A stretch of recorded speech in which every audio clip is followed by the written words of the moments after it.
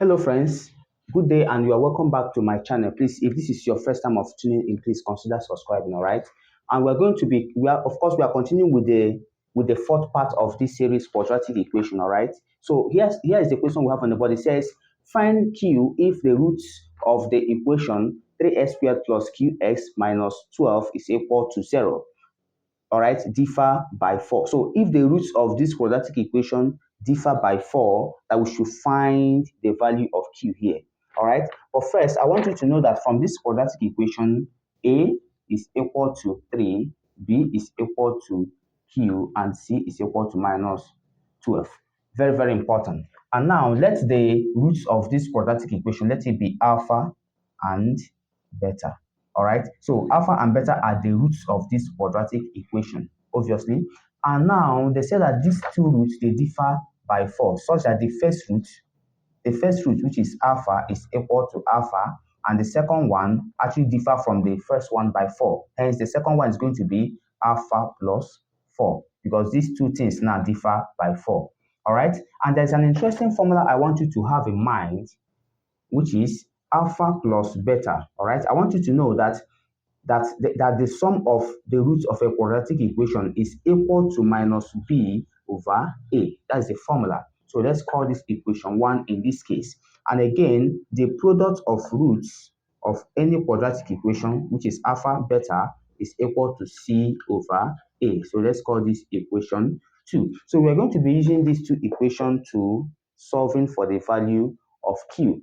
Very, very important. So let's start from equation 1. So from this equation 1, alpha plus, instead of saying alpha plus beta, we've already known what beta is, that beta is alpha plus 4. So we now say alpha plus 4. So we say alpha plus 4 is equal to minus b over a. And of course, b is q. So we now have minus q over a, which is minus q over 3. So we have minus q over 3. So in the whole of these things now, if you try to make alpha the subject of the formula, so evaluating the right, we have 2 alpha plus 4 is equal to minus q over 3. So making alpha the subject of the formula, we have that alpha is equal to minus q minus 12 all over 6.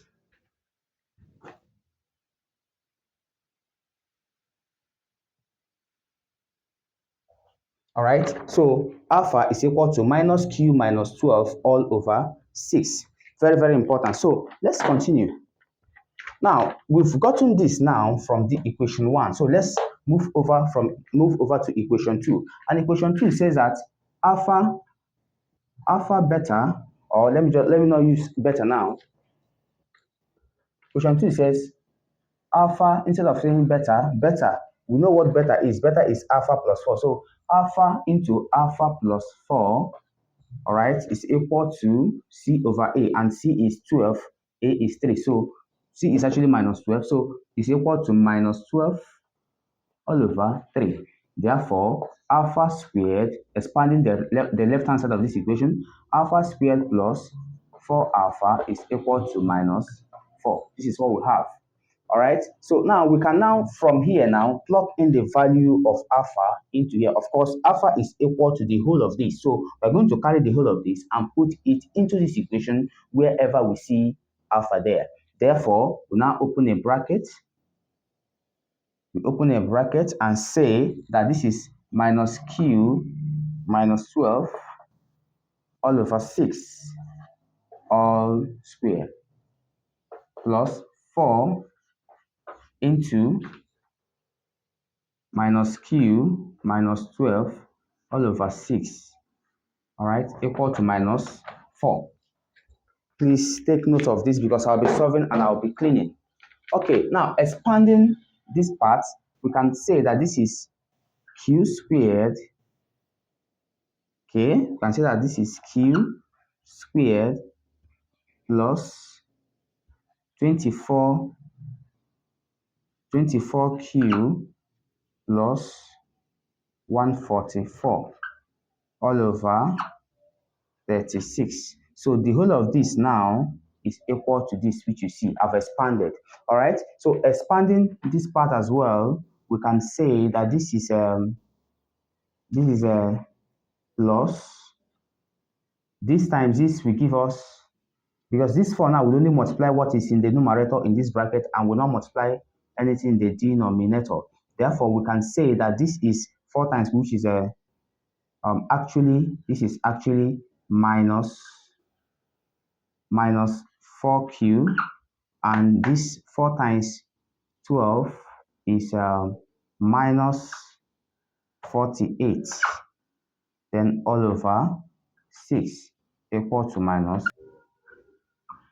So now the next thing to be done now is so I can say that this is over 1, all right? So the next thing to be done from here is to multiply all through by this 36 we have here. Therefore, if I do that, I'm going to have that this is q squared plus 24q plus 144 plus 6 into minus 4q minus 48 close is equal to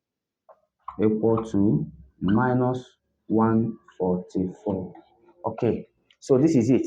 Now, and of course, expanding this part, I will now have that this is a q squared plus 24q plus 144 minus 24q minus 288.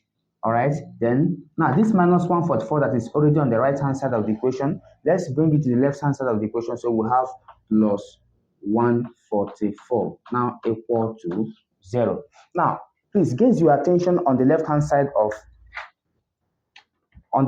of this equation. You find that I have plus 144 here. I also have plus 144 here, but I have minus 288 here. All right. So of course, if this 144, this plus 144 plus another 144, I will have plus 288. Now plus 288 minus 288, you find that this minus 288 will cancel 144 and also 144.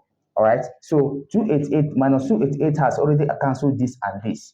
Now, and again, what else do I have? This is plus 24q, and this is minus 24q. So this and this will cancel. So you now find out that q squared rather is equal to 0. All right, so let's solve further. So let me clean this part. Do well to take the note.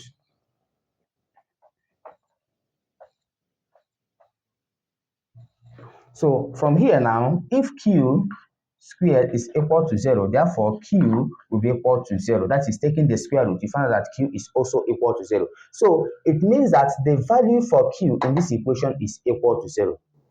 Okay, so if that is true, let's clean up everything and solve to see whether q being equal to 0 satisfies the condition for the roots of the quadratic equation to differ by 4. Okay, so now if I put q as 0 inside here, I'll find out that the quadratic equation will be 3x squared plus 0x minus 12 equal to 0.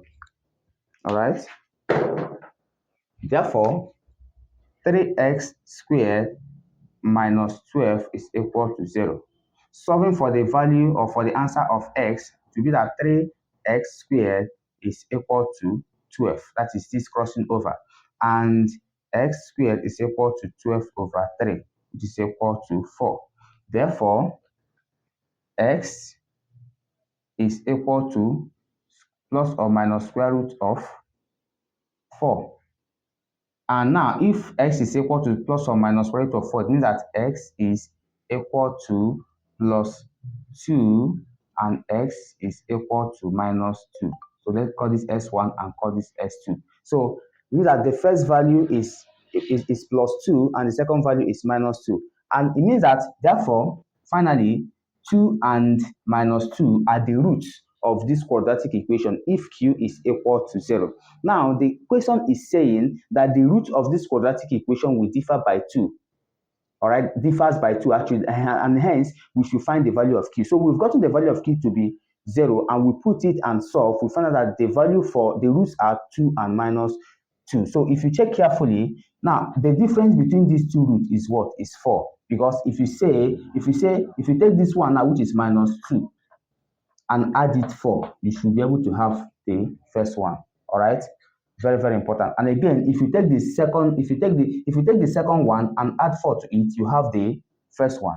Again, if you take the first one, which is 2, and subtract 4 from it, you have nothing but minus 2. So that satisfies the condition. So thank you, and God bless you for staying tuned to this end. So see you in the next part of this series, which we are going to be dealing with question number 5.